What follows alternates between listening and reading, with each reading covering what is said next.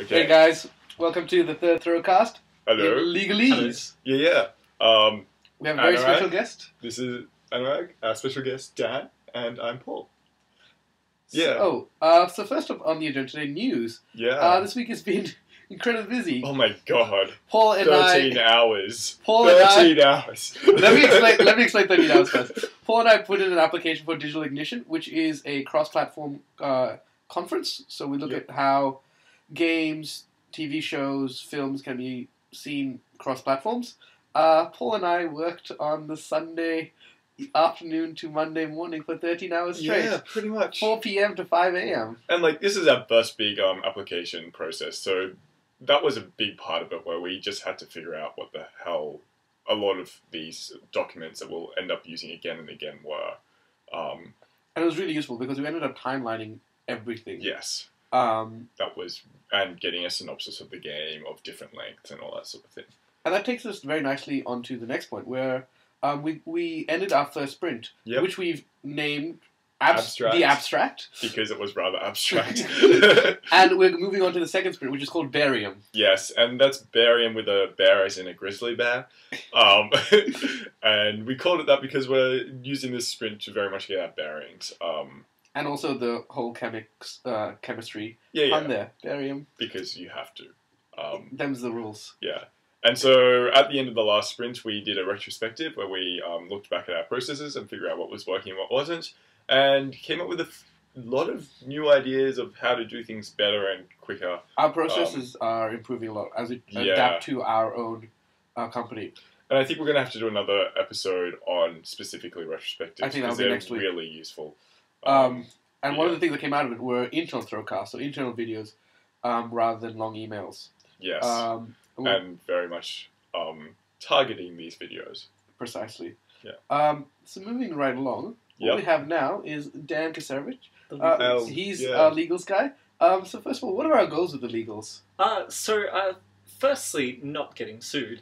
Which is important. Yeah. Secondly, just creating a clean legal framework is the term we use. Just especially intellectual property, which is what I've been focusing on this week, is really messy, especially for the kind of company structure that we're going for at the moment. So that kind of making that work out in a way that is neat and that we can understand. So just to clarify, I mean, we're essentially looking at a structure where everyone in the team gets royalty shares based on how much work they've done. And there's a lot of then specifics to that we've got to work out. Yeah, I mean, the problem in particular with that is that because we're trying to get everybody to be kind of contractors instead of employees, they're working on this particular project. The copyright and the rights to it, they kind of are spread out between a lot of people and not in a way that makes any kind of cohesive sense. So, for example, the writers get copyright over the script, but not over any of the rest of the game. Which means that even our ability to sell the game is kind of broken unless we do something to fix that. In this case, making a contract. A nice big contract for everyone to sign. Yeah. And you brought up a really interesting point there, where the writers might have intellectual property ownership over the script and all that. And you talked about everyone being part of the company or not being part of the company, contractors, employees. Yep. What do you mean by that? Can you expand upon that? Well, so a contractor is someone who is brought in for a particular project, whereas an employee is someone who's a permanent part of the company. So Particulars is a project as part of Throw the Looking Glass. So the company itself has permanent members, but Particulars itself is not exactly the same as the company. So, for example, someone like Paul, who is the producer or is kind of in charge of the company, is definitely a part of the company structure and will be a permanent part of that. People who are involved in this project may or may not be involved in later projects, depending on what we want for them. Well, essentially, based on what we find from how this project goes, we're going to then decide, can we afford to keep this many people on? Is it a good idea to do that? So the idea is that for a project, we ask people to come on board for that project and that project alone, and those people are contractors. And so essentially what you're trying to say, there's the company and there's also the game. Yep, And then they're two separate entities. Yeah. Cool. Yeah, and especially because we're not a company yet.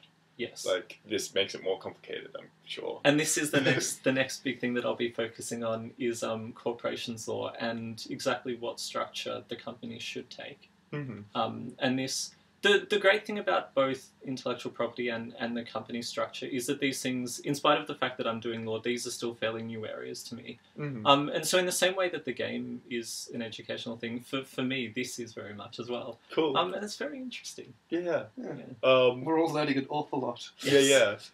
And so, like, I think the thing I've learned most is actually, like, with legals, you can do pretty much whatever you want.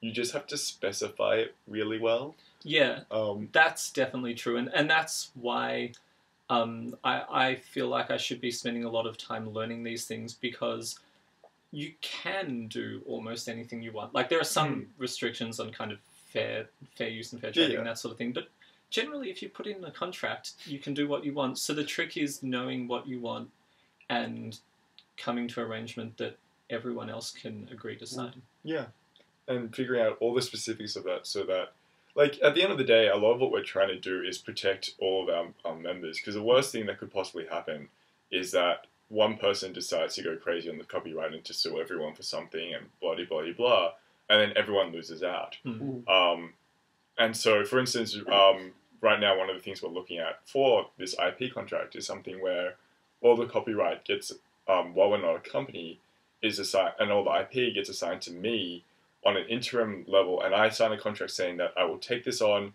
with the proviso that in the next 6 or 12 months, I create a company and then actually assign this copyright to that company.